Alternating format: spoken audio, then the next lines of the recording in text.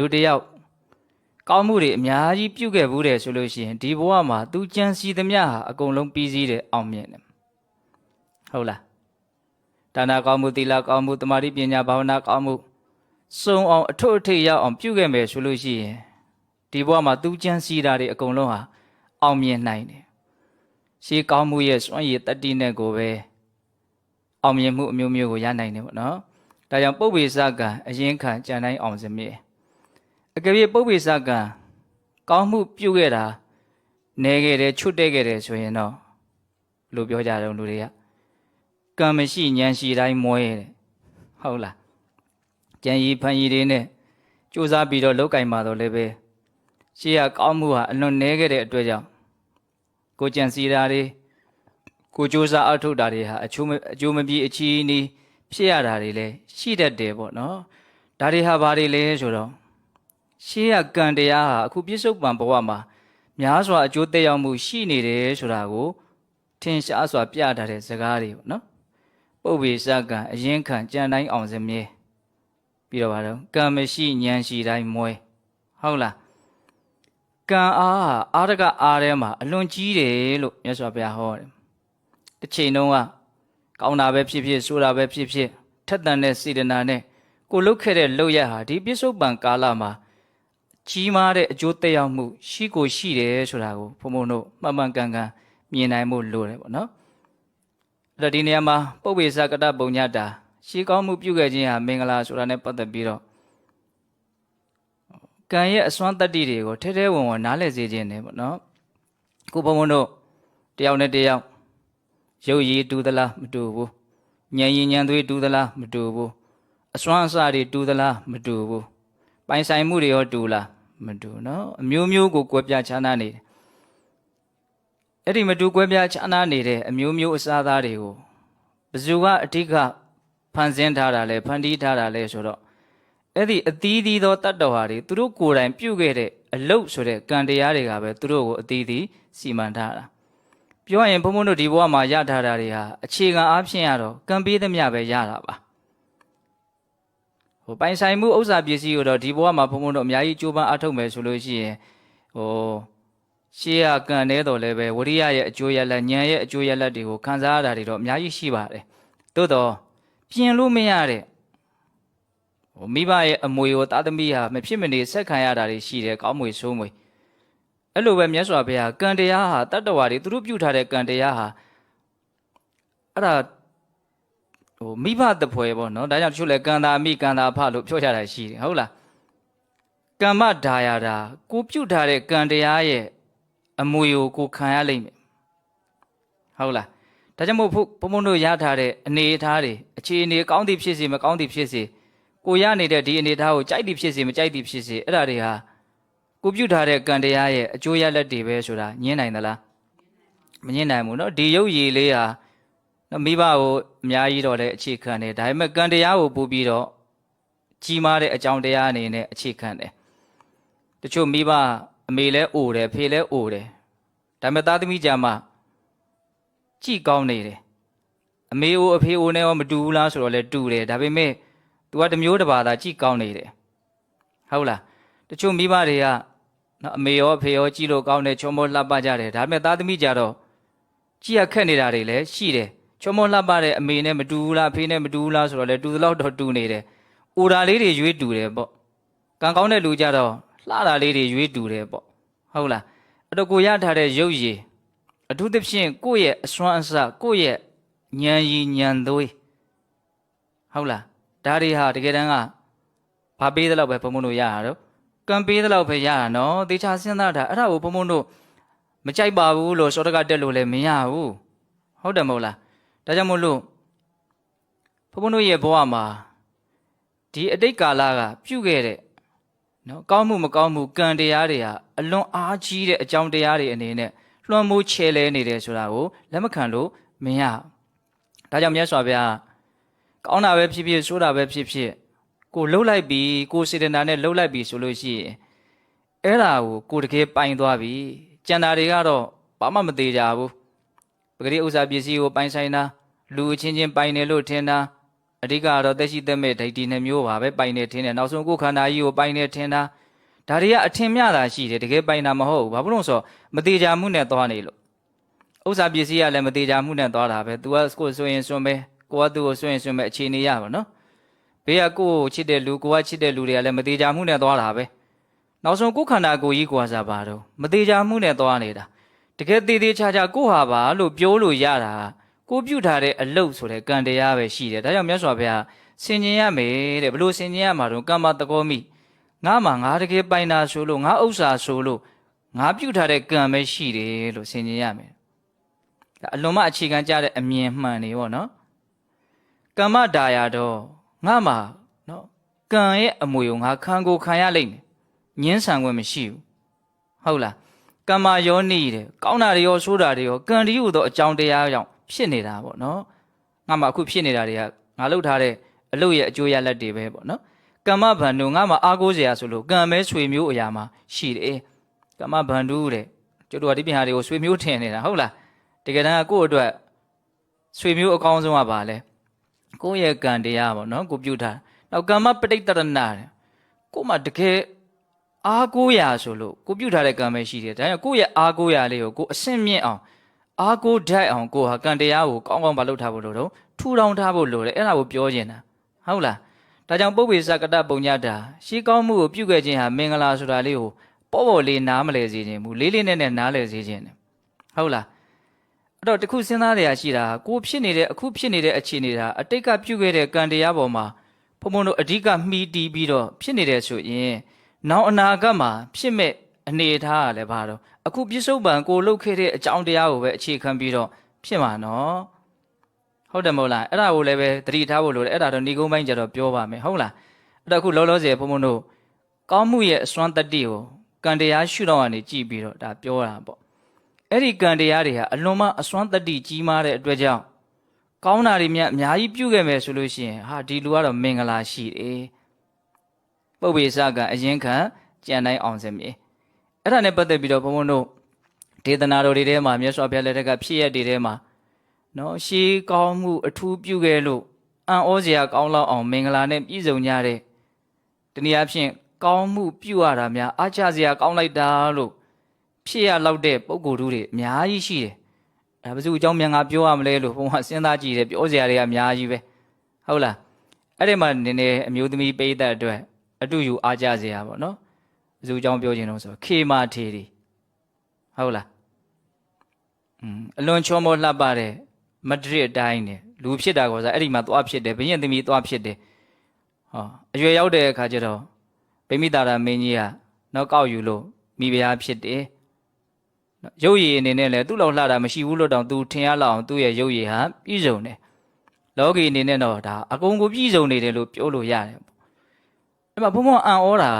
ာသူ့ရဲ့ကောင်းမှုဟာအလွန်အားကြီးပါလားဆိုတာကိုဘယ်နေရာမှာသွားတွေ့မိတုံးဆိုတော့ဒီရုပ်ရည်တွေလှတာမိဖုရားဖြစ်တာလောက်ကိုစိတ်ထဲကသိမအံ့ဩဘူးပေါ့နော်အဲ့သူအကျွတ်တရားရဖို့အတိရူးဉာဏ်ကိုရဖို့အတွက်ပဲသူ့ရဲ့ဘုံကဘလောက်ကြီးတုံးဆိုတော့သူကမြတ်စွာဘုရားဒီကိုသူကသွားကျင်တာမဟုတ်ဘူးမြတ်စွာဘုရားရုပ်ရည်ရဲ့အပြစ်ကိုပြောတယ်ဆိုတာကိုသူကကြားဘူးထားတော့ငါမြန်လူကြားတဲ့မြန်ပြောထဲလိုက်လို့ရှိရင်တော့မျက်စိမလားမျက်နှာမလားဖြစ်တော့မှာပဲဆိုသူမသွားတာဟုတ်လားဒါပေမဲ့သူ့ကိုအဲ့ဒီနေရာကိုမရောက်အောင်ဘယ်သူကပို့တော့ဗိမိတာရမင်းကြီးကပို့တယ်ချော့ပို့လို့မရချောက်ပို့လို့မရနောက်ဆုံးကျတော့ဘယ်လိုပို့တော့နော်နိုင်ငံမှာရှိတဲ့နုပညာရှင်တွေကိုနော်ဝေလူဝန်ကျောင်းတော်ကြီးရဲ့တာယာဘုံပွားစရာကောင်းမှုတချင်းရေးခိုင်းတယ်ခစ်စားတဲ့တချင်းတဲ့ဘုတ်ဖြစ်အောင်တောင်လုပ်တယ်လူတွေရဲ့နှုတ်ဖျားဘယင်ကြိုက်တဲ့တချင်းဆိုကြတော့အဲ့မှာမိဖုရားဒီလောက်တောင်သွားစရာကောင်းသလားဆိုတော့သွားရောဟိုရောက်တော့လည်းပဲသူ့ရဲ့ဘုံကံဘလောက်ကြီးတော့မြတ်စွာဘုရားသူ့ကိုမလုပ်နေတော့အရန်သင်းစောင့်နေတယ်သူကမြတ်စွာဘုရားဒီသွားကျင်တာမဟုတ်ကြောင်းပဲသွားကြည့်တာတကယ်တမ်းကဟုတ်လားနောက်မြတ်စွာဘုရားနဲ့တွေ့တဲ့အခါကျတော့မြတ်စွာဘုရားသူ့ထက်အစာပေါင်းများစွာချောမောလှပတဲ့နေမိတာယုတ်မျိုးသမီးလေးဖန်ဆင်းထားတယ်ဒါသူကဖန်ဆင်းထားလို့သူကတော့မသိပါဘူးဟုတ်လားဟာသူအံ့ဩသွားတယ်သူကဒီယုတ်ကိုစိတ်ဝင်စားတဲ့ပုံကိုလေဟုတ်လားအဲ့ဒါနဲ့မြတ်စွာဘုရားသူ့ကိုနော်ပြောရလို့ရှိရင်တကူပြပြီးတော့ကိုဘာလို့ရတော့ချစ်ချွတ်တာသူ့ကိုအတိရူးညံတူရဖို့အတွက်မြတ်စွာဘုရားအပင်ပန်းခံပြီးတော့ကိုဘောက်တောင်လှုပ်ပေးတာဘင်းကြီးကလည်းလှုပ်ပေးတာ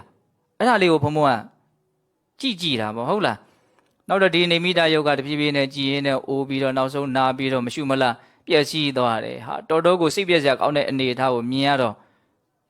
အဲ့ဒီမှာရုပ်ရဲ့တဘာဝကိုမြတ်စွာဘုရားစကားတစ်ခွန်းမှမပြောပါပဲနဲ့သူကဖြစ်သွားတော့သဘောပေါက်သွားတယ်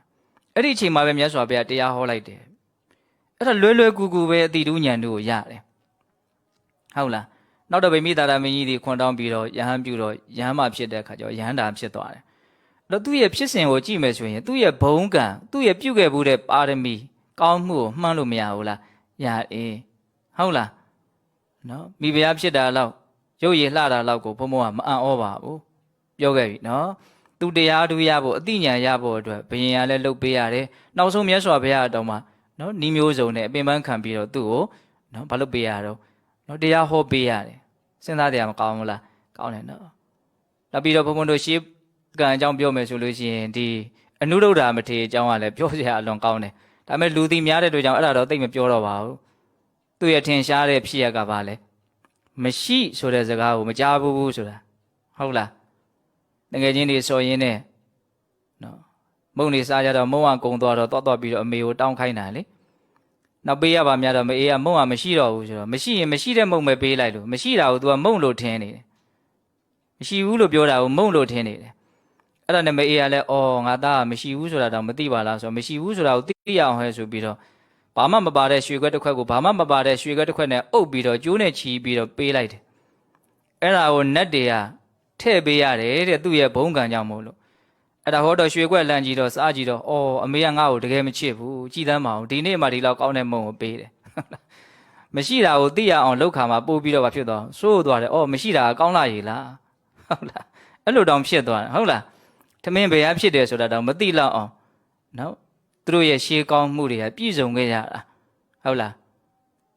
ထမင်းဘယ်ဟာဖြစ်လဲညင်းညတာလဲကြားဘူးတယ်မို့လားမကြားဘူးအဲ့သူတို့တတိသားချင်းပြောကြတာလေထမင်းဘယ်ဟာဖြစ်တုံးဟာထမင်းဟိုကဖြစ်တဲ့တယောက်ကဟုတ်လားအဲ့တော့သူ့လေကြတော့ तू ကဘယ်လိုပြောရတော့ထမင်းဆိုတာရွှေဦးထဲကရွှေခွက်ထဲကဖြစ်တာနော် तू ကရွှေခွက်ထဲကပဲထည့်ပြီးတော့စားဘူးတာလေအံ့ဩစရာကြီးပေါ့နော်ဒါဘုံမောဒီနေ့ပုပ္ပေသကတပုံညတာအကြောင်းကိုပြောဘသူအကြောင်းပြောခြင်းစိတ်ပေါက်တုံးဆိုတော့ကိုလည်းသိပြီးတော့မပြောဘူးသေးတဲ့နော်ဇောတိကတထေကြီးအကြောင်းပြောခြင်းတယ်အဲ့ဒီဇောတိကတထေကြီးကပြီးတော့ तू ကယဟန်ပြုပြီးတော့ယဟန်နာဖြစ်သွားတာသူ့အကြောင်းကိုဖတ်ကြည့်တာမယုံစရာကောင်းလောက်အောင်ကိုပဲကြီးကျယ်ခမ်းနားတယ်ပေါ့နော်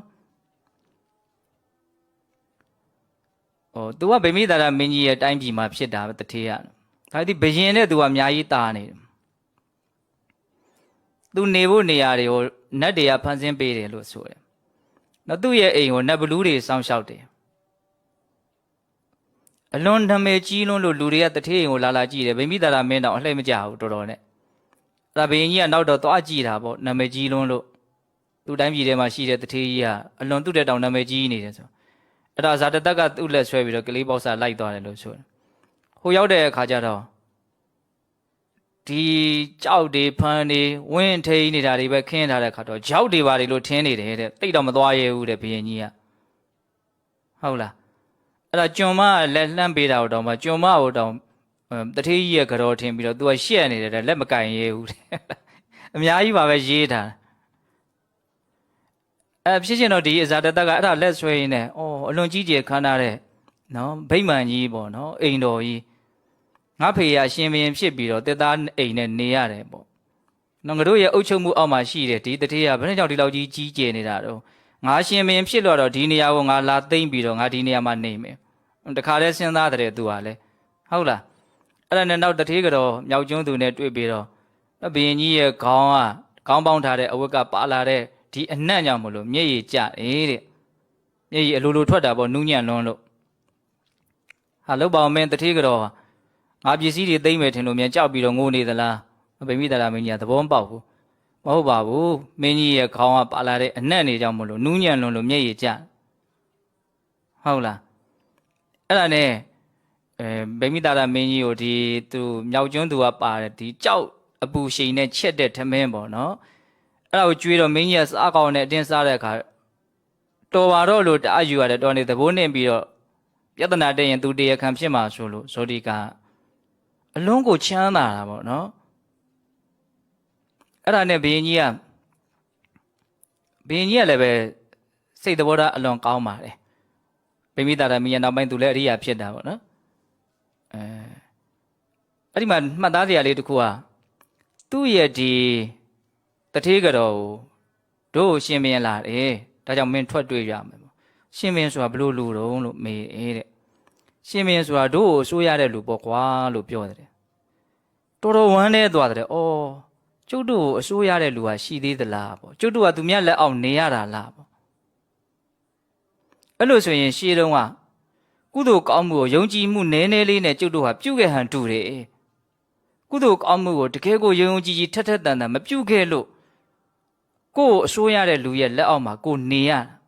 တော်တော်တောင်ဝမ်းနေသွားတယ်တဲ့အဲ့ဒီတထေးကတော့ဟုတ်လား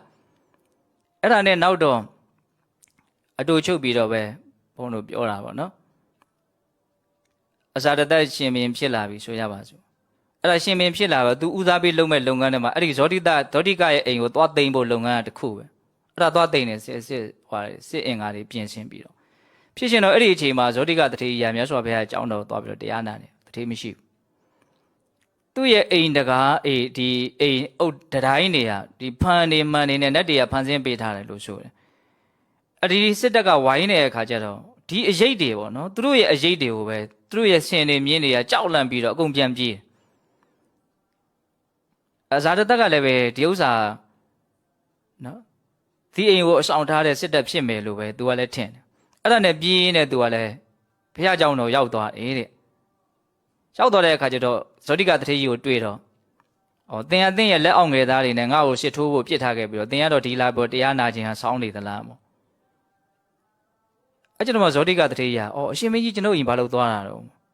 ငါမင်းအိမ်ကိုသိမ်းယူမလို့တစ်သွားထိုးတာပေါ့မင်းကြီးတဲ့ကျွန်ုပ်အိမ်ကိုသိမ်းဖို့မပြောနဲ့တဲ့ကျွန်ုပ်မပေးဘူးဆိုလို့ရှိရင်ကျွန်ုပ်ရဲ့ပစ္စည်းကိုစံကြီးမင်းတမင်လေးလောက်တော့မင်းကြီးယူလို့မရဘူးအဲ့လိုပြောတဲ့အခါကျတော့ဇာတမင်းကြီးကမယုံဘူးမယုံလို့ရှိရင်ထင်ရှားအောင်ပြမယ်လက်ဆယ်ချောင်းမှာလက်စွပ်တစ်ချောင်းလက်တကွင်းစီဝတ်ထားတာပေါ့နော်လက်စွပ်10ကွင်းဟုတ်လားမင်းကြီးဒီလက်စွပ်ကိုကျွန်ုပ်မင်းကြီးကိုမပေးဘူးတဲ့ယူပါဆိုမင်းကြီးကဆွဲချွတ်တယ်လုံးဝမကြွဘူးတဲ့ဇာတသမင်းကအားအလွန်ကောင်းတယ်အဲ့ဒီမှာတော့ရေးထားတာဘုံဘုံတော့ကောင်းကောင်းမှတ်ပြီးတော့ပါဘူးထိုင်ရက်ခုံလို့ရှိရင်ဘယ်နှတောင်မြင့်အောင်ခုံနိုင်တယ်ရက်ပြီးတော့ခုံရင်ဘယ်နှတောင်မြင့်အောင်ခုံနိုင်တယ်ဒီလောက်အားကြီးတဲ့ဘယင်ကဒီလက်စွပ်ကိုကြွအောင်မချွတ်နိုင်အဲ့ဒါနဲ့ချွေးတွေပါတွေပြန်နေပြီဆိုတော့မှကိုင်မင်းကြီးပင်ပန်းပါဝယ်လဲတော့ပစိုးကိုဖြန့်လိုက်ပါဆိုဖြန့်အဲ့လက်ဆယ်ချောင်းတို့အောက်ကိုစိုက်ချရတာလက်စွပ်တွေအကုန်လုံးအောက်ကိုသူလျှော့ပြီးတော့ကြာပါတယ်သူမပေးဘူးဆိုလို့ရှိရင်ဘယ်သူမှယူလို့မရဘူးဒါ तू ကကောင်းမှုကိုပြုစဉ်အခါတုန်းကဆူတောင်းနဲ့တွဲပြီးတော့ तू ကပြုတာအဲ့ဒီမှာတခုထူးခြားတာဒီဖြစ်ရက်ကသူ့အတွက်တော့အလွန်ကောင်းတဲ့ဖြစ်ရက်တစ်ခုပေါ့ဘာလို့ဆိုတော့ तू အလွန်တန်ဝေကရသွားတယ်လောကီစည်းစိမ်ဆိုတာရန်အလွန်များတယ်ပေါ့နော်အဲ့ဒါနဲ့ပါရမီရလည်းပါခဲ့တဲ့ပုဂ္ဂိုလ်ကောင်းမှုကိုလည်းအထွတ်ထိပ်ပြုခဲ့တဲ့ပုဂ္ဂိုလ်ဆိုတော့အဲ့ဒါမြတ်စွာဘုရားဒီမှာယဟန်ပြုခွင့်တောင်းမင်းကြီးကိုလည်းတခါတည်းသူ့တိုင်းပြည်ကတထေးဆိုတော့မင်းကြီးကိုခွင့်တောင်းရမယ့်ဝတ္တရားရှိတော့ခွင့်တောင်းတယ်ပေါ့သူ့ကိုနော်ယဟန်ပြုခွင့်ပေးပါဆိုတော့ဇာတတက်ကလည်းဝမ်းမြောက်ဝမ်းသာပေးတာပဲဒီစည်းစိမ်တွေသူရမယ်ထင်နေတာသူလည်းယဟန်ပြုသွားရောအဲ့ဒီစည်းစိမ်တွေအဲ့ဒီဟာတွေအကုန်လုံးကွယ်သွားတယ်နတ်တွေဖန်ဆင်းပေးထားတာတွေသူစည်းစိမ်တွေအကုန်ကွယ်သွားတယ်သူလည်းယဟန်နာဖြစ်တယ်ဘာကြောင့်သူဟာဒီလောက်ကြီးကျယ်တဲ့နော်အကျိုးရလဒ်တွေအံ့ဩစရာကောင်းလောက်တဲ့ဖြစ်ရက်တွေနဲ့နော်အမွှန်းတင်နေတဲ့သူ့ဘဝဘာကြောင့်ဒီလောက်ကြီးကျယ်တယ်လဲ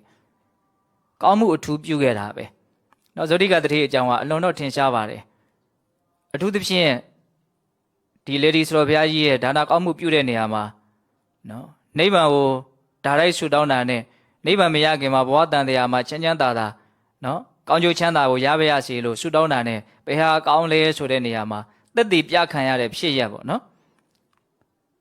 ်သူတို့ညီကိုနှစ်ယောက်ဖြစ်ခဲ့ဘူးတယ်ဘဝတစ်ခုကအဲ့ဒါပြည့်စေကဗုဒ္ဓရှင်မြတ်တပါးကိုသူတို့ကကြံစိုက်ပြီးတော့စားရတာဆိုတော့အဲ့ဒီတော့ကဘာလို့လဲဆိုတော့ကြံလှူတာဖြစ်ရက်ကိုအသေးသေးပြောနေလို့ရှင်တရားရှိလိမ့်မယ်နောက်ထပ်ပြောရင်လည်းအများကြီးရှိတယ်ဟုတ်လားအဲ့မှာကြံလှူခဲ့တဲ့အခါကျတော့အကိုဖြစ်တဲ့ပုဂ္ဂိုလ်ကတော့အရှင်ဘုရားတို့သိတဲ့တရားသိပါရစေဒါပဲအဲ့ဒီညီဖြစ်မဲ့ဇောတိကဖြစ်မဲ့ညီဖြစ်တဲ့လူကတော့ရှင်ဘုရားတို့သိတဲ့တရားကိုသိပါရစေဒါပေမဲ့လို့တော့မသိသေးခင်မှာဒီဘဝတန်တရားမှာချမ်းချမ်းသာသာနေပါရစေသူဘဝတန်တရားရဲ့ပုံမှာနိဗ္ဗာန်ကိုလည်းသူရကျင်တယ်ဒါပေမဲ့ဘဝတန်တရားပုံမှာမမောတဲ့စိတ်လည်း ရှိနေတယ်ပေါ့ဟုတ်လားအဲ့ဒီစိတ်နဲ့ဆူတောင်းတဲ့အတွက်ကြောင့်ဒီဝိပဿနာမြတ်စွာဘုရားလက်ထက်မှာအဲ့ဒီညီကိုနှစ်ယောက်ဟာညီကိုနှစ်ယောက်ပဲပြန်ဖြစ်တယ်နော်အဲ့ဒါအကိုဖြစ်တဲ့လူကတော့သူ့ရဲ့စိတ်ဓာတ်ကိုအစားရှင်ဘုရားတို့သိတဲ့တရားသိပါရစေဆိုတဲ့ဆူတောင်းကိုကြည့်ရင်သိနိုင်တယ်လေအဲ့ဒါနဲ့ဝိပဿနာမြတ်စွာဘုရားဒီမှာယဟန်ပြုတ်ပြီးတော့ယဟန္တာဖြစ်သွားတယ်အဲ့ဒါညီကတော့ဒီမှာမပြုတ်နိုင်ဘူးဒီစီးသိမ်နေတဲ့မှာပဲနေတယ်အပရာဇိတတဲ့သူ့နာမည်ကတထေးကြီးပါပဲဘလောက်ထိသူကတရားတရားကောင်းတယ်အဲ့ဒီဝိပဿနာမြတ်စွာဘုရားလက်ထက်မှာသူပြုတ်ခဲ့တဲ့ကောင်းမှုပေါ့နော်အဲ့ဒါနဲ့သူ့ကိုကမင်းမြတ်စွာဘုရားတရင်သုံးဖို့ကန္နာကုရီကြီးဆောက်ပြီးတော့လှူဆိုတော့ကန္နာကုရီတိုက်ကြီးဆောက်လှူနော်အဲ့ဒါနဲ့တရားနာလာစေခြင်းလို့ဆိုပြီးတော့ကြောင်းမှာသူကယတနာပစ္စည်းတွေကျဲထားတယ်တရားလာနာတဲ့လူတွေဟာနော်ဒီပစိုးနယ်မှာနဲ့တော့ထုတ်မသွားနဲ့ပေါ့လက်နဲ့တနိုင်ယူသွားလို့ရတယ်သူစေတနာဘလို့စဉ်းစားလဲဆိုတော့လူတိုင်းတရားတရားရှိတာမဟုတ်ဘူးပေါ့နော်တရားနာခြင်းလို့လာနာတဲ့လူရှိတယ်လို့ဒီဥစ္စာပစ္စည်းကိုလိုချင်တဲ့စိတ်နဲ့လာတဲ့လူရှိမှာပဲလာပါစေလာတော့ကတော့ဥစ္စာပစ္စည်းလိုချင်လို့လာတာပဲဒါပေမဲ့ဒီကြတရားနာလို့ရှင်သူတို့အတိအမြင်ပြောင်းသွားနိုင်တယ်တယောက်ပဲပြောင်းနှစ်ယောက်ပဲပြောင်းဥစ္စာပစ္စည်းဆိုတာဒီလောက်ကြီးတန်ဖိုးရှိတာမဟုတ်ဘူးသူတို့အတိညာရဖို့ကအရေးကြီးတယ်ဆိုတဲ့စိတ်ထားတာအဲ့ဒါ तू က9ရက်တိတိအဲ့လိုဥစ္စာပစ္စည်းတွေကိုအကုန်လုံးကြောက်တံပရမများတွေကျဲထားတာပေါ့ကြောင်းထဲမှာတခုကတော့ तू တော်တော်မြတ်နိုးတယ်တဲ့မြတ်စွာဘုရားရဲ့အယောင်တော်နဲ့ပေါင်းပြီးတော့နော်အလွန်တင့်တယ်တဲ့အယောင်ဖြစ်အောင်ဆိုပြီးတော့နော်တခွားသီးတေးသေးလောက်ရှိတယ်ဗရမများပေါ့အဲ့ဒါမြတ်စွာဘုရားရဲ့ပလင်ချီရင်းမှာပဲပူဇော်ထားတာအဲ့ဒါကိုတော့ဘယ်သူမှမယူပါစေနဲ့လို့သူ့စိတ်ထဲမှာအဲ့လိုဖြစ်တယ်အဲ့တော့ဒီနေ့တော့ဒီမိစ္ဆာယူဝါဒရှိတဲ့ပုံနာတယောက်ကတထေးကအဲ့လိုလှုပ်တဲ့ယတနာသွားယူမယ်ဆိုပြီးတော့ဒီပြင်ဟာမယူဘဲနဲ့အဲ့ဒါမြတ်စွာဘုရားနဲ့မရောက်မလဲချင်းကပ်ပြီးတော့အဲ့ဒီဗရမများကိုရအောင်ခိုးသွားတယ်အဲ့ဒါကို तू ကမြင်တဲ့အခါကျတော့စိတ်မချမ်းသာဘူးပေါ့နော်အဲ့ဒါနဲ့မြတ်စွာဘုရားနော်ဒီပြင်ရက်တွေမှာကြောင်းလိုက်ထဲမှာရှိတာတွေ तू ယူသွားတာဘလို့မှစိတ်ထဲမှာမဖြစ်ဘူးအလွန်လဲဝမ်းသာတယ်ဒါပေမဲ့မြတ်စွာဘုရားအတွက်တပည့်တော်ရည်ရွယ်ထားတဲ့အလွန်တင့်တယ်တဲ့ဒီဗရမများကြီးယူသွားတော့သူ့စိတ်ထဲမှာအခါရခက်တယ်ပေါ့နော်အဲ့တော့မြတ်စွာဘုရားဝိပဿနာမြတ်စွာဘုရားဘာပြောလို့ဆိုသင်တတိမင်းကကိုယ့်ပစ္စည်းကိုသူများမယူနိုင်အောင်ကိုမကြိုက်လို့ရှိရင်မယူနိုင်အောင်လုပ်တဲ့နေကိုမှမသိပဲကိုစကရိတ်လေးတန်းတာဟုတ်လားအဲ့ဒါနဲ့ तू ကနားလေသွားတယ်ဆူတောင်းတာဒီနေ့ဒီချိန်ကစပြီးတော့နော် तू ပြုတ်ရတဲ့ကုသိုလ်ကောင်းမှုတို့ကြောင့်မလို့သူ့ရဲ့ပစ္စည်းကို तू သာမပေးလို့ဘူးဆိုရင်ဘယ်သူမှစံကြီးမင်းတမင်အားစပြီးတော့မယူနိုင်ပါစေတည်းဒီဆန္ဒက तू ကကောင်းမှုနဲ့ပေါင်းပြီးတော့ဖြစ်တဲ့ဆန္ဒမို့လို့ပြည့်ဝတဲ့သဘောပေါ့နော်ဒါဇောတိကတထေးရဲ့အကြောင်းအရာလေးတွေပေါ့ဟုတ်လားထောက်သေးချစဉ်းစားကြည့်မယ်ဆိုလို့ရှိရင်ဘုန်းဘုန်းတို့ဘာကိုတွေ့ရလဲပုပ္ပေစကတပုံညတာပေါ့နော်ကောင်းမှုပြုခဲ့တဲ့ပုဂ္ဂိုလ်တို့ရဲ့အံ့ဩစရာကောင်းတဲ့အကျိုးရလဒ်တွေပေါ့ဟုတ်လားကိုကမဉ္ဇဉ်ဖုန်ညာရမယ့်အဆင့်ထိရောက်အောင်ကောင်းမှုတွေကိုအများကြီးပြုခဲ့မယ်ဆိုရင်ဒီဘဝမှာလွယ်လွယ်ကူကူနဲ့ရသွားမှာပဲတချို့အတိတုဉာဏ်တွေကိုလွယ်လွယ်ကူကူနဲ့ရကြတယ်တချို့လွယ်လွယ်နဲ့မရဘူးဆိုတာတွေကလည်းပဲဒီအတိတ်ကံပေါ်မှာအများကြီးမူတည်တာပေါ့နော်ပါမောက်ခေါ်ချုပ်ဆရာတော်ဘုရားကြီးပြောတာတခုရှိတယ်လှုပ်ခဲ့မှုတဲ့အလုပ်ဆိုလို့ရှိရင်တော့ဒါလွယ်ကူတာပဲလေတဲ့ကဲဘယ်လောက်ကောင်းတော့ဟုတ်လားကိုလှုပ်ခဲ့တာနဲတယ်ဆိုရင်ကျွမ်းကျင်မှုသိပ်ပြီးတော့မရှိဘူးခက်ခဲနေတာပေါ့ဟုတ်လားအဲ့တော့ဒါကတော့ဖြစ်ခဲ့ပြီးသားကိစ္စတွေကိုပြန်တွေးပြီးတော့ဘုံဘုံတို့လေးလံထိုင်းမိုင်းနေဖို့တွက်ချက်နေဖို့ပြောတာမဟုတ်ပါဘူးကံရဲ့စွမ်းရည်တတ္တိကိုပေါ်လွင်စေခြင်းလို့ပြောတာဟုတ်လားကိုကတော့ရှေးကံပါသည်ဖြစ်စေမပါသည်ဖြစ်စေအခုကောင်းတာပြုဖို့ကအဓိကပဲတကယ်တမ်းကသို့တော့ဒီစကားတွေဘာလို့ပြောနေတာလဲဆိုတော့ဒီဟာတွေကလှုပ်တဲ့နေဆိုတာကိုထက်သန်တဲ့စိတ်ဖြစ်အောင်လို့ဒါကိုပြောနေတာဟုတ်လားအဲ့ဒါဆက်ပြီးတော့ဘုံဘုံကဘာပြောချင်တုံးဆိုတော့ဒီမြတ်စွာဘုရားရဲ့လက္ခဏာတော်ကြီးငယ်တွေပေါ့နော်အဲ့ဒါတွေကလည်းပုပ္ပေစကတပုံညတာဒီမင်္ဂလာနဲ့ပတ်သက်ပြီးတော့ပြောစရာလွန်ကောင်းတယ်မြတ်စွာဘုရားရဲ့အထူးသဖြင့်ရုပ်ရည်ပေါ့နော်မြင်လိုက်တာနဲ့မြင်ရတဲ့ပုဂ္ဂိုလ်ရဲ့စိတ်ထဲမှာနော်အလွန်မင်းကိုပဲညှို့နှူးသွားအောင်နော်မြတ်စွာဘုရားရဲ့ရုပ်ရည်ဟာအလွန်တင့်တယ်တော်မူတယ်ပေါ့ဘာဖြစ်လို့တော့နော်လက္ခဏာတော်ကြီး32ပါးလက္ခဏာတော်ငယ်80တဲ့သူပြုခဲ့တဲ့ကုသိုလ်ကောင်းမှုတွေကဘယ်နာလေးရမှလိုလေသေးမရှိအောင်သူ့ကိုဘာလုပ်တာတော့ဖန်တီးထားတာချဲလဲထားတာလိုအပ်ချက်ဘယ်နာမှမရှိဘူးဒါကြောင့်ဘဂဝါကုံတော်ကိုဘုံဘုံတို့စဉ်းစားတဲ့အခါမှာပြည့်ပြည့်စုံတော်မူသောလို့ဘုံဘုံတော့အဲ့လိုစဉ်းစားစေခြင်းရုပ်ရည်အနေနဲ့ဉာဏ်ရည်ဉာဏ်သွေးအနေနဲ့ပိုင်ဆိုင်မှုအနေနဲ့အကုန်လုံးလောကီလောကုတ္တရာဘယ်ဂုံကနေပြီးတော့ကြည့်မလဲမြတ်စွာဘုရားမှာဘ ဘယ်ဂုံလေးလိုးနေပါလဲဆိုတာမရှိဘူး။ဘာလို့ဆိုဂုံတော်အနန္တပြည့်စုံဘာလို့ဂုံတော်အနန္တဖြစ်တာတော့ကံတော်အနန္တဘာကံတွေတော့အခုပြောတဲ့ကောင်းမှုကံတွေအနန္တပြုခဲ့လို့ဘယ်စုံတောင်းဆိုအကုန်ပြုခဲ့တာအထွတ်အထိပ်ရောက်အောင်ပြုခဲ့တာပြည့်စုံအောင်ပြုခဲ့တာဒါကြောင့်မလို့မြတ်စွာဘုရားပြည့်စုံအောင်ရတာအဲ့ဒီထဲမှာလက္ခဏာတော်ကြီးနော်32ပါးဆိုတာရှိတယ်မြတ်စွာဘုရားခြေဘဝဟာညီးနေတယ်လို့ဟုတ်လားခြေဘဝမှာဆက်လက္ခဏာပေါ့နော်လှဲဘိန်းလို့ဆက်လက္ခဏာပါတာတို့နော်နှစ်ဖူးသင်းကျစ်တော်ကြီးအသားနော်ရွှေပြားကတ်ထားတယ်လို့မျိုးဖြစ်နေတာတို့ဒီလက်ချောင်း၄၈ချောင်းဟာလုံးဝညီးနေတာတို့ခြေချောင်း10ချောင်းဟာအကုန်လုံးညီးနေတာတို့ဆိုတာမြတ်စွာဘုရားထင်ရှားတဲ့လက္ခဏာတွေပေါ့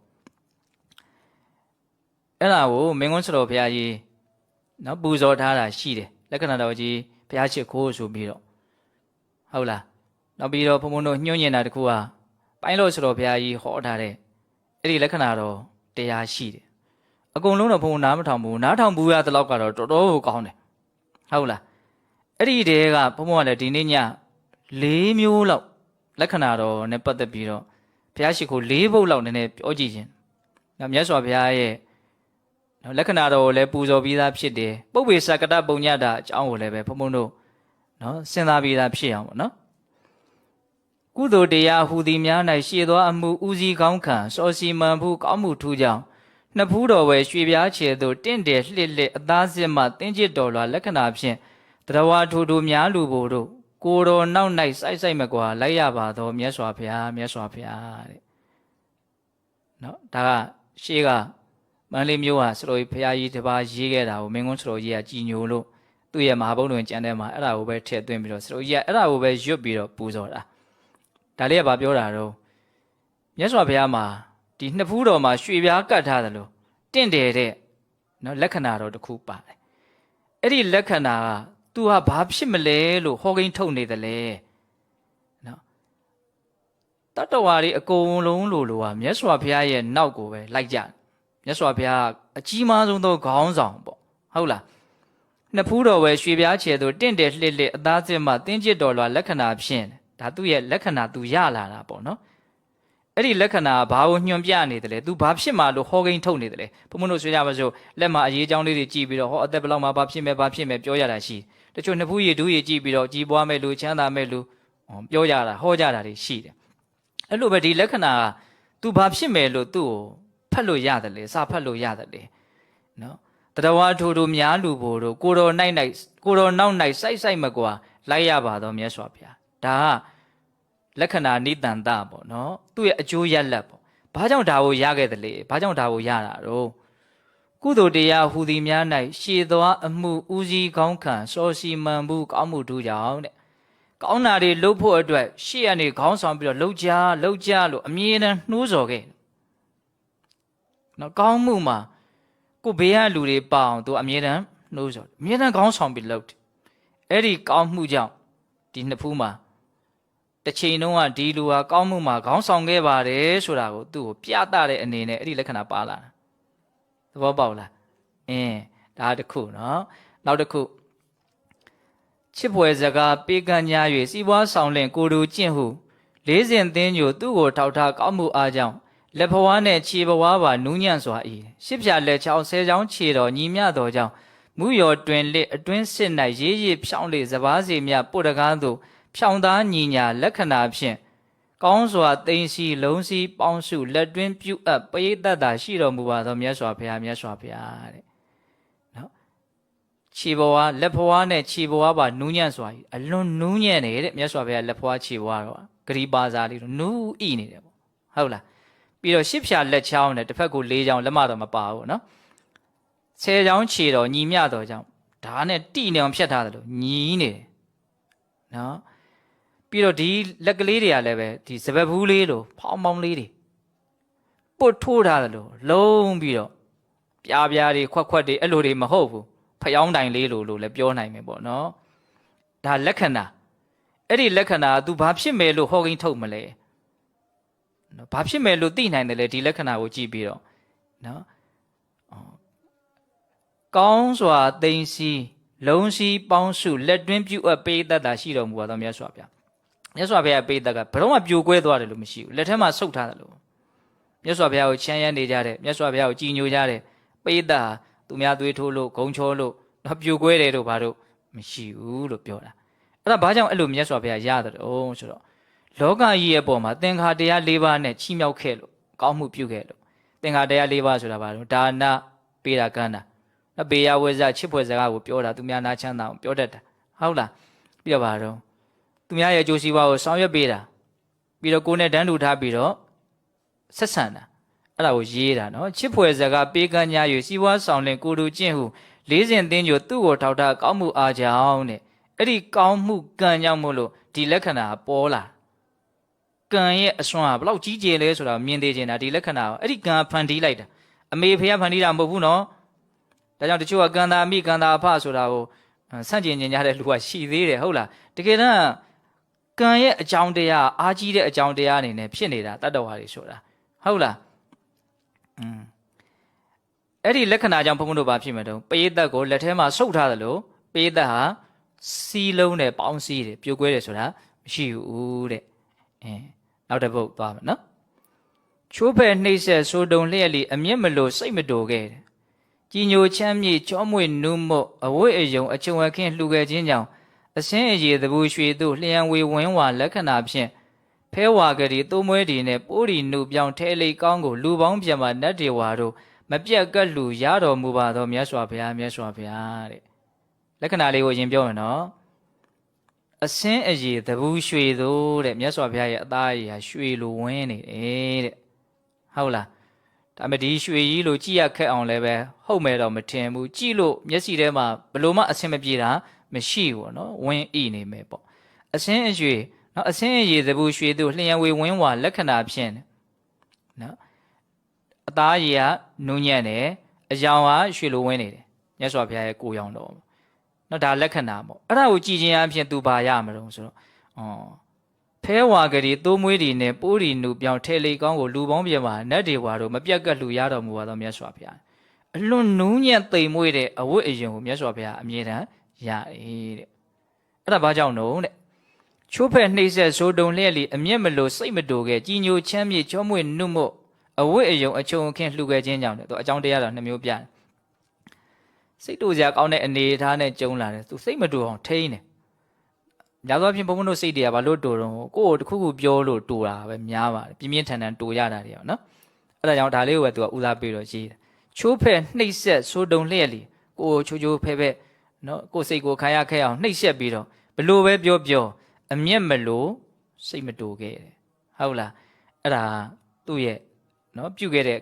ကံတရားပေါ့နော်ဒါတင်လားဆိုမကဘူးတဲ့ကြည်ညိုချမ်းမြေ့ချောမွေ့နုမို့အဝိအချုံနော်အဝိအယုံအချုံခင်းလှူခဲ့ခြင်းကြောင့်သူများကိုလည်းအလွန်ကောင်းတဲ့အဝတ်နူးနူးညံ့ညံ့တွေကိုလှူခဲ့လို့ဒီလိုမျိုးနော်အကျိုးရလဒ်တွေရတာဒီလိုမျိုးလက္ခဏာတွေခန္ဓာကိုယ်ပေါ်မှာပေါ်လာတာတဲ့ဟုတ်လားဒီလက္ခဏာကြီးပေါ်လာတယ်ဆိုတာကြီးကိုဘုံဘုံကစိတ်ထဲမှာအံ့ဩတယ်ပေါ့နော်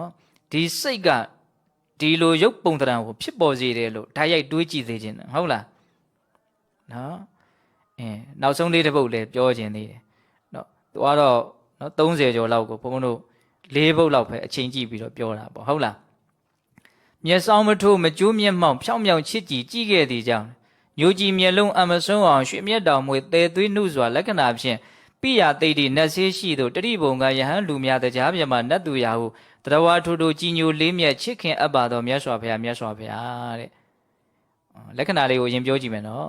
်မြတ်စွာဘုရားရဲ့ဒီမျက်လုံးတော်ဟာတဲ့မွေးကားစားနွားပေါက်စလေးရဲ့မျက်လုံးလေးလိုကြီးပြီးတော့လဲ့နေတယ်ဟုတ်လားအဲ့ဒါမျက်တောင်မွေးလေးကလည်းသေးသေးသွယ်သွယ်လေးတွေနဲ့ကော့နေတယ်ပေါ့မြတ်စွာဘုရားမျက်လုံးတော်အလွန်လှတယ်ပေါ့နော်ညိုကြည်မျက်လုံးအမဆုံးအောင်ရွှေမျက်တောင်မွေးသွယ်သေးနှုစွာလက္ခဏာဖြင့်မျက်စိအလွန်လှတယ်ပေါ့နော်အဲ့ဒီလိုအလွန်လှတဲ့ဒီမျက်စိကိုကြည့်ပြီးတော့ဒါလက္ခဏာနော်အဲ့ဒါကိုကြည့်ပြီးတော့ဒီဟာအကျိုးဆက်ကဘာလို့ဘုံဘုံတို့သူ့ကိုပြောနိုင်မလဲအကျိုးဆက်ကဘာရမလို့တဲ့ပိယသိတိနတ်ဆေးရှိသူပိယသိတိမြန်ပြီးနေသလားလို့အောက်မရလောက်အောင်တဲ့တွေ့တဲ့လူမြင်တဲ့လူတိုင်းဟာချစ်ကြတယ်ခင်ကြတယ်ဒါပြောတာနော်စာရေးရလည်းကောင်းတယ်ဟုတ်လားပိယသိတိနတ်ဆေးရှိသူတတိဘုံကယဟန်လူများတရားပြမနတ်သူရာဟုတရဝါထိုကြည်ညိုလေးမြတ်ချစ်ခင်အပ်ပါတော့မြတ်စွာဘုရားမြတ်စွာဘုရားတဲ့လူတိုင်းလူချင်းမှာနော်ဒီအကျိုးရလောက်ကိုဟုတ်လားမျက်လုံးလေးလှဒီလက္ခဏာလေးရခြင်းပေါ့နော် ဒါထက်ဘာကိုပိုရခြင်းမလို့ကိုပတ်ဝန်းကျင်ကိုကိုမြင်တဲ့လူတိုင်းဟာချစ်ကြခင်ကြတာဒါလူတိုင်းမရခြင်းဘူးလားရခြင်းတော့ဗောနော်မြတ်စွာဘုရားအဲ့ဒါတွေကိုပြည့်စုံအောင်ရတယ်ဘာဖြစ်လို့ရတော့တဲ့အကြောင်းတရားလေးပုပ္ပေသကတပုံညတာဘာပြောတာတော့မျက်စောင်းမထိုးမကြိုးမျက်မှောင်ဖြောင်းဖြောင်းချစ်ကြည့်ခဲ့တဲ့ကြောင့်နဲ့သူများကိုဘယ်တော့မှမျက်စောင်းထိုးပြီးတော့မကြည့်ဘူးတဲ့ပြောကျင်တာဒါမျိုးကိုအလွန်ပဲဟုတ်လားနော်လူတွေမျက်စောင်းထိုးပြီးတော့ကြည့်တာလည်းမရှိဘူးလားရှိရနော်စိတ်ကအခက်မသိတော့ဘူးဟေးဆိုလို့ရှိရင်တဲ့တဲ့ရမကြည့်ချင်တော့ဘူးလေမျက်စောင်းထိုးတယ်ဆိုရင်တော့မှနည်းနည်းရှိတယ်တချို့ကမျက်စောင်းကိုမထိုးတော့ကြည့်ကိုမကြည့်ချင်တော့ဘူးဆိုတာလည်းရှိသေးရဲ့နော်မျက်စောင်းမထိုးမကြိုးမျက်မှောင်မျက်စောင်းထိုးတယ်ဆိုတာမရှိဘူးမျက်မှောင်ကျုံပြီးတော့ကြည့်တယ်ဆိုတာမရှိဘူးကြည့်ရင်ဘယ်တော့ဖြစ်ဖြစ်ဖြောင်းဖြောင်းကြည့်တယ်ကြည့်တဲ့နေရာမှာလည်းချစ်ခင်တဲ့မျက်လုံးနဲ့ပဲကြည့်တဲ့မလွယ်ဘူးနော်ဒါစိတ်ထဲမှာမေတ္တာတဲ့အလွန်အားကြီးမှဖြစ်နိုင်တဲ့ကိစ္စမှာဟုတ်လားဒါသူ့ရဲ့ပုပ္ပေသကတပုံညတာမျက်စောင်းမထိုးမကြိုးမျက်မှောင်ဖြောင်းဖြောင်းချစ်ကြည့်ခဲ့တဲ့ကြောင့်ညိုကြည်မျက်လုံးအမစွန်းအောင်ရွှေမျက်တောင်မွေတဲသွေးနှုစွာလက္ခဏာဖြင့်ပိယသိတိနတ်ဆေးရှိသို့တတိဘုံကယဟန်လူများတရားပြမနတ်သူရာဟုတရဝထူထူကြည်ညိုလေးမြတ်ချစ်ခင်အပ်ပါတော်မြတ်စွာဘုရားတဲ့ဟုတ်လားဒါလေးတွေကဘုံဘုံကဘလို့ရွယ်ချက်နဲ့ပြောနေတာတော့နော်ပြုထားတဲ့ကောင်းမှုဟာအားကိုးစရာဆိုလို့အဲ့ဒါပဲရှိတယ်ဆိုတာလေးကိုတွေးမိဖို့ဟုတ်လားပုပ္ပေသကတပုံညတာနေရာမှာဒါလေးကိုဘုံဘုံတို့အကျဉ်းတင်ဝင်ပြောပါတယ်နော်အဲ့လိုဆိုရင်ဘုံဘုံဆက်ပြီးတော့ဗာပြောရင်တော့ဒါကတော့စဉ်းစားတရားတွေပြောမှာပေါ့နော်ဒီရှေ့ဆက်ပြီးတော့စဉ်းစားတရားပြောခြင်းတယ်အဲ့ဒါပါလဲဆိုတော့ပုပ္ပေသကအရင်ခံခဲ့တော်လဲပဲပြစ္ဆုတ်ပံမှာနေတာထိုင်တာတွေးတာခေါ်တာအတုံးမကျလူပေါင်းမှားပြီးတော့ဟာမှားယွင်းမှုတွေနဲ့သွားမယ်ဆိုလို့ရှိရင်အဲ့ဒါတွေဟာကိုယ့်အတွက်သိပ်ပြီးတော့နော်အကျိုးမရှိသလိုမျိုးနော်ဆုံးရှုံးသွားတာမျိုးပျက်စီးသွားတာမျိုးကြုံတတ်တယ်ဆိုတာမျိုးကိုစဉ်းစားဖို့ဒါကိုပြောခြင်းတာဟုတ်လားဆိုကြပါစို့ဘုန်းဘုန်းတို့အလွန်ထင်ရှားတဲ့နော်ဖြစ်ရတစ်ခုပေါ့နော်မြတ်စွာဘုရားလက်ထက်ကနော်ဂရေ80ကျွဲသွားတဲ့နော်တထေး2ဦး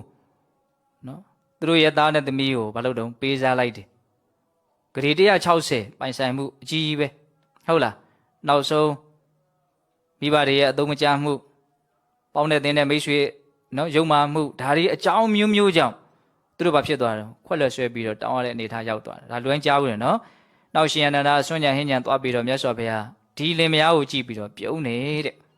တော့ဒီဖြစ်ရက်ကိုဘုံဘုံတို့ဘာကြောင့်ပြောတာလဲဆိုရင်ဒါမယိုးနိုင်တဲ့စဉ်းစားတရားပေါ့နော်ဘာလို့မြတ်စွာဘုရားပြုံးလဲဆိုရင်အနန္ဒာတဲ့ဒီတထေးလင်မယား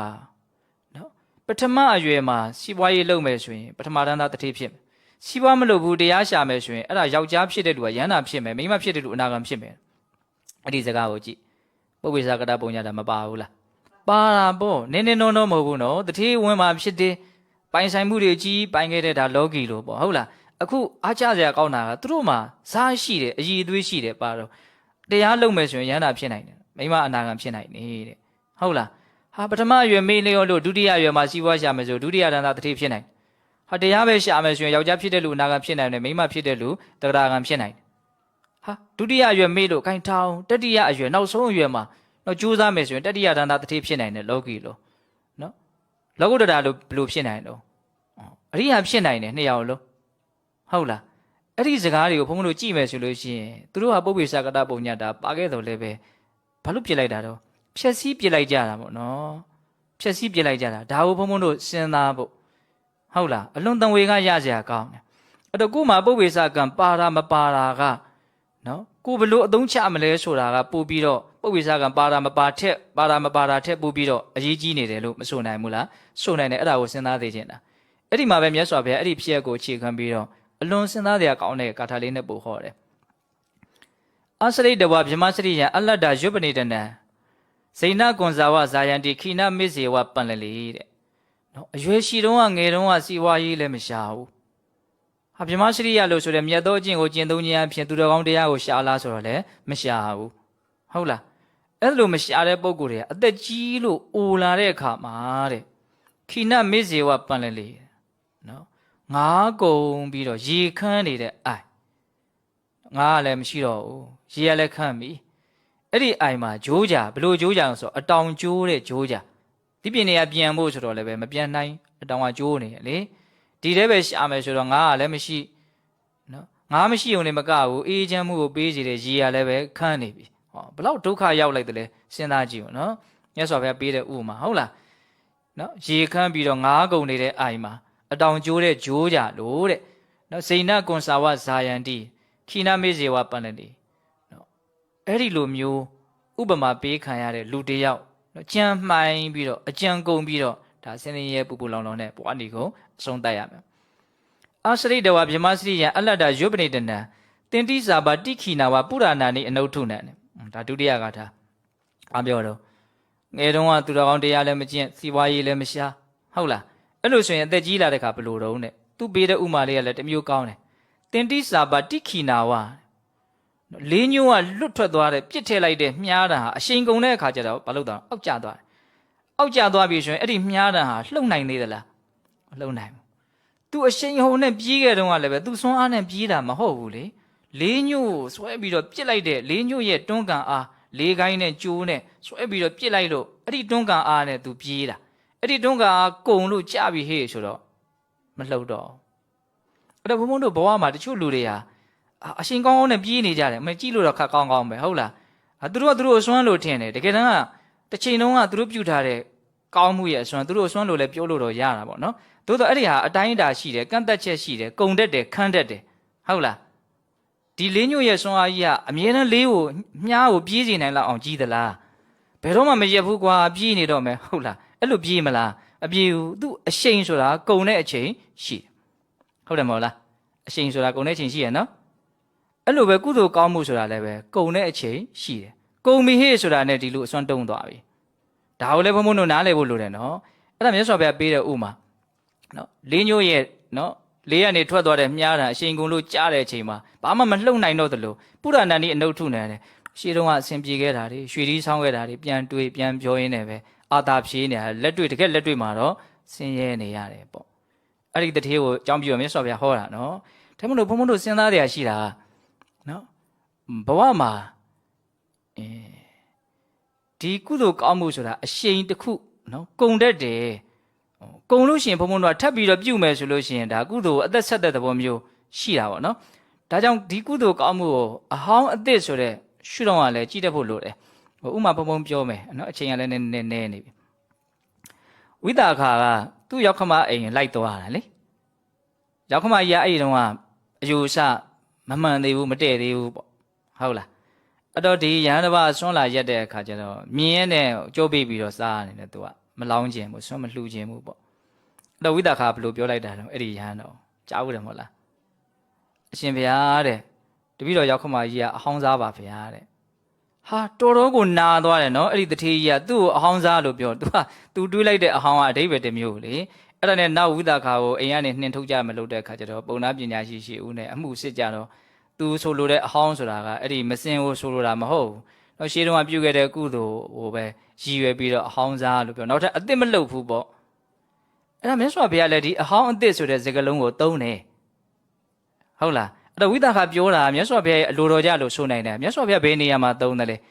ဲဘုံဘုံတို့အလွန်ထင်ရှားတဲ့ဖြစ်ရတစ်ခုရှိတယ်တက္ကထာဝကတန်ရုပ်ပါဠိတော်ထဲမှာမှတန်းတင်ထားတယ်အပုဒ္ဒကတိဋ္ဌိဝိထုဆိုတော့သူဝိထုနှစ်ပုဒ်ရှိတယ်အဲ့ဒီမှာဒုတိယဝိထုမှာပြောတာလို့ဆိုတော့သာသမီမထွန်းကားတဲ့နော်အလွန်ချမ်းသာတဲ့တထေးပေါ့အလွန်ကိုချမ်းသာတယ်ဒါပေမဲ့လို့ तू ကတိရတိပဲစောင်းတယ်ယထာကိုပဲစီးတယ်ဇကွဲထမင်းနဲ့ပုံရင်ဟင်းကိုပဲစားတယ်ဖြင်ချမ်းကိုပဲချမ်းပေးဆိုတာပဲဝတ်တယ်ကောင်းတာတွေသုံးဆောင်ဖို့ခံစားဖို့လုံးဝစိတ်မပါဘူးအကုန်လုံးက तू ပြုတ်ခဲ့တဲ့ကံအတိုင်းဖြစ်တာအဲ့ဒါသေပြီဆိုတော့ဒီပစ္စည်းတွေအကုန်လုံးကိုဘယင်ကလှဲနဲ့တိုက်တာ9ရက်တောင်တိုက်ရတယ်လို့ဆိုတယ်အဲ့ဒါကောသလမင်းကြီးကအဲ့ဒီပစ္စည်းတွေတိုက်ပြီးတော့မြတ်စွာဘုရားဒီရောက်တော့မြတ်စွာဘုရားဘယ်အလာတော့ဒီလိုပဲပစ္စည်းတွေပြီးတော့တိုက်ပြီးတော့ပြန်လာအလွန်အော်စရာကောင်းတဲ့လူတွေဗျာဒီလောက်ပေါ်ရဲ့တန်းနဲ့ကောင်းကောင်းလည်းမစားဘူးကောင်းကောင်းလည်းမသုံးဘူးဇူးမှလည်းမပေးဘူးအဲ့ဒါတွေအကုန်လုံးတပည့်တော်တို့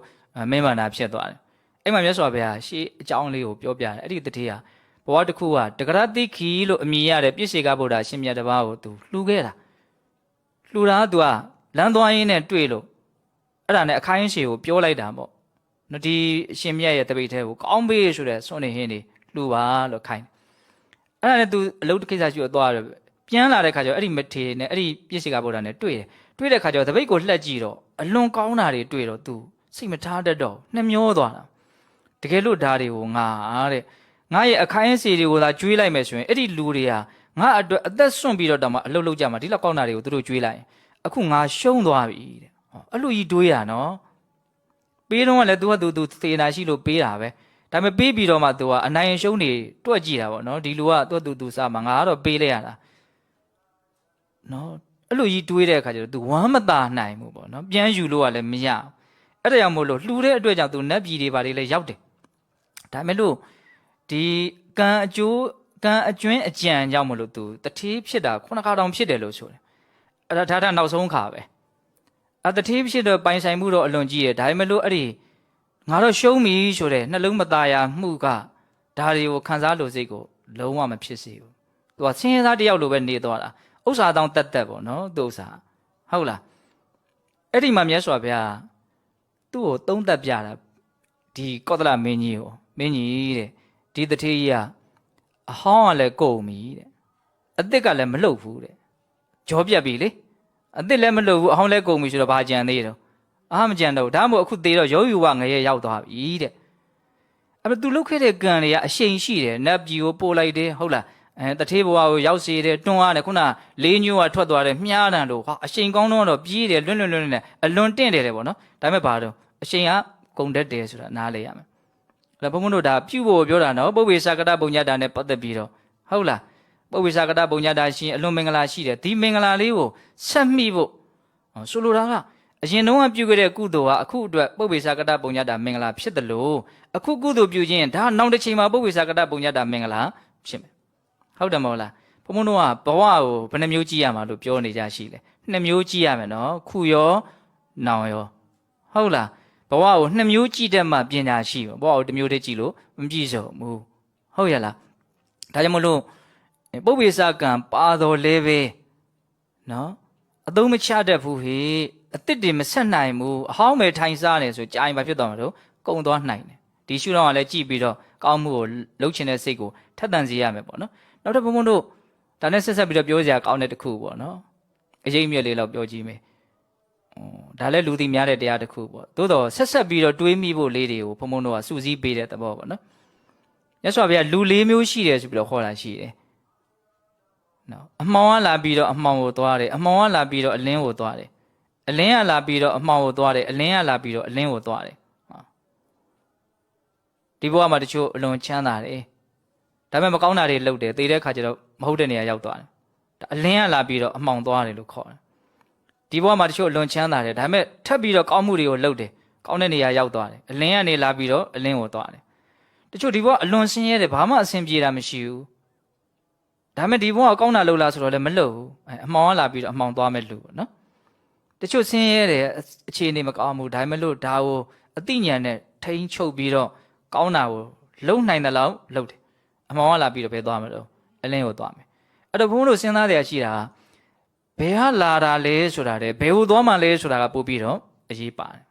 ဟုတ်တယ်မဟုတ်လားအမှောင်ပဲလာအလင်းကပဲလာဘုန်းတို့သာဉာဏ်ရှိမယ်ကြိုးစားမယ်ဆိုရင်အလင်းကိုသွားလို့ရတယ်ဘုန်းတို့ဉာဏ်မရှိဘူးဆိုရင်ဘယ်ရပဲလာအမှောင်ကိုထုတ်ဆင်းသွားမှာနော်ဒါကြောင့်ပုပ္ပိသကတပုံညတာမင်္ဂလာနဲ့ပတ်သက်ပြီးတော့ဒါဆက်ပြီးတော့တွေးစရာလေးကိုပြောတာနော်ကုသိုလ်ကံရဲ့အစွမ်းတတ္တိဟာအလွန်ကြီးတယ်လို့နားလည်ဖို့လိုသလိုဒါကိုဘုန်းတော်ထိုင်းပြီးတော့ဖြုံးနေုံနဲ့လည်းမရသေးဘူးအစ်စ်လုပ်ဖို့မလိုလားလိုဟုတ်လားဒါကြောင့်မလို့ဒါဏိကုံးချုပ်ကလေးကဒီဟာလေးကိုစဉ်းစားစရာကိုဘုံဘပြောပြတယ်ဟုတ်လားအဟောင်းအစ်စ်ဆိုတဲ့စကားလုံးကိုမြတ်စွာဘုရားလည်းသုံးခဲ့တာနော်ဟုတ်လားပုံမှန်ပါပဲတဏှာကြီးထိုးတော့ဟုတ်လားအဲ့ကြပြောချင်တာလေးတွေလည်းအကုန်လုံးစုံသွားပါပြီပြောမယ်လို့ဘုံမှတ်ထားတာလေးနော်အဲ့တော့ဒီကနေ့အဓိကပြောလိုက်တာပါလေနော်ကုသိုလ်ကံရဲ့အစွမ်းတတ္တိများနဲ့အဲ့ဒီကုသိုလ်ကံကိုဆက်လက်ပြီးတော့လုံနိုင်ဖို့ဒါကိုတွေးဖို့နောက်ပိုင်းပြောတာအဲ့ဒါပေါ့နော်ရှေ့ပိုင်းပြောတာတွေကတော့ကုသိုလ်ကံရဲ့အစွမ်းရည်တတ္တိတွေနော်သူတို့ရဲ့စမ်းကြယ်တဲ့နော်အကျိုးပေးတွေဟုတ်လားအဲ့ဒီဥစ္စာကိုဘုံတို့ပြောတာပေါ့နော်အဲ့တော့အဓိကကတော့တစ်ချိန်လုံးကပြုခဲ့တဲ့ကုသိုလ်ဟာအခုမင်္ဂလာရှိနေတယ်အခုပြုလိုက်တဲ့ကုသိုလ်ဟာတစ်ချိန်မှလည်းမင်္ဂလာရှိသေးလိမ့်မယ်မင်္ဂလာချင်းဆက်သွားအောင်ဘုံတို့စူးစမ်းကြရမယ်ဆိုတဲ့သဘောမျိုးပေါ့အောင်ဆိုတော့ဒီဘဝရင်ရဟန္တာဖြစ်သွားမယ်ဆိုရင်တော့လည်းပဲတမျိုးပေါ့သို့တော်လည်းပဲဒါလည်းပဲကုသိုလ်လုံးမှာပဲဖြစ်မှာပါပဲကောင်းမှုအထွတ်ထိပ်ရအောင်ပြုရမှာပဲလေကောင်းမှုဆိုတာလှူတာတန်းတာလောက်တင်မြင်လို့မပြည့်စုံဘူးဟုတ်လားဒါတော့လူတိုင်းနားလည်ပြီးသားပါနော်အဲ့တော့ပြောရင်ဒါပါလေကောင်းမှုကိုဘုံတို့တို့ဗျာအရှိန်ဟာကုန်တတ်တယ်ဟုတ်လားဒါကြောင့်ဒါကိုပြန်ပြီးတော့အားကောင်းအောင်ဘာလို့မလို့ကြ ကြိုးစားရမယ်ကြိုးပမ်းရမယ်နော်နောက်တစ်ချိန်မှာပုပ္ပေစကတပုံညတာမင်္ဂလာနဲ့ပြည့်စုံတဲ့နော်လူတစ်ယောက်ဖြစ်အောင်ဘုန်းတော်ဘာလို့အောင်မလို့ကြိုးစားရမယ်နောက်ဆုံးကောင်းမှုအရှိန်တကယ်ကြီးသွားပြီဆိုရင်နိဗ္ဗာန်ကိုမျက်မှောက်ပြုနိုင်သည့်အထိအရှင်းမြင့်တဲ့ကောင်းမှုကြီးရသွားမယ်နော်မဉ္ဇဉ်၄ပါးကိုလောကုတ္တရာကောင်းမှုလောကုတ္တရာကုသိုလ်လို့မခေါ်ဘူးလားခေါ်တယ်နော်ဒါကိုမြင်အောင်ကြည့်ရမယ်ဟုတ်လားအဲ့ဒီအဆင့်ထိရောက်သွားမယ်ဆိုရင်ဒုက္ခခတ်သိငြိမ်းသွားမှာပေါ့ဟုတ်လားဒါကြောင့်ကောင်းမှုကြောင့်မင်္ဂလာရှိနေတဲ့ဒီလိုအနေအထားမျိုးလေးမှာဒါဘုံဘုံတို့မှာအသိဉာဏ်တွေရှိတယ်ကျမကြီးတွေကောင်းတယ်အခြေအနေတွေအကုန်လုံးကကောင်းနေတယ်ဒါပုပ္ပေစကတပုံညတာရှိခဲ့တဲ့လက္ခဏာတွေကြီးပဲနော်ဉာဏ်ဉာဏ်သွေးအကုန်လုံးပါတော့အခြေအနေတွေကတတက်ပိုးပြီးတော့ကောင်းမွန်တဲ့အနေအထားတရက်ကိုရောက်အောင်တက်လှမ်းနိုင်တဲ့ဇာတ်တွေမရှိဘူးလားရှိတယ်အဲ့ဒါဆိုရင်ပုပ္ပေစကတပုံညတာရှိနေပြီပေါ့နော်ဆက်ပြီးတော့မလုပ်ဖို့လို့တော့အသုံးချဖို့လိုတယ်ပေါ့နော်ပုပ္ပေစကတပုံညတာတွေဆက်သွားအောင်နောက်ဆုံးဒုက္ခလွတ်တည်အထိကောင်းမှုရဲ့နော်အစွမ်းကိုယူပြီးတော့ဘုံဘုံတို့မလုပ်ကြမှာတော့ကြိုးစားကြရမှာဒါကိုပြောတာဟုတ်လားဒါကြောင့်ပုပ္ပေစကတပုံညတာနော်မင်္ဂလာနဲ့ဆက်ပြီးတော့ပြည့်စုံအောင်ကြိုးစားနိုင်ကြတယ်သူတော်ကောင်းတွေဖြစ်ကြပါစေ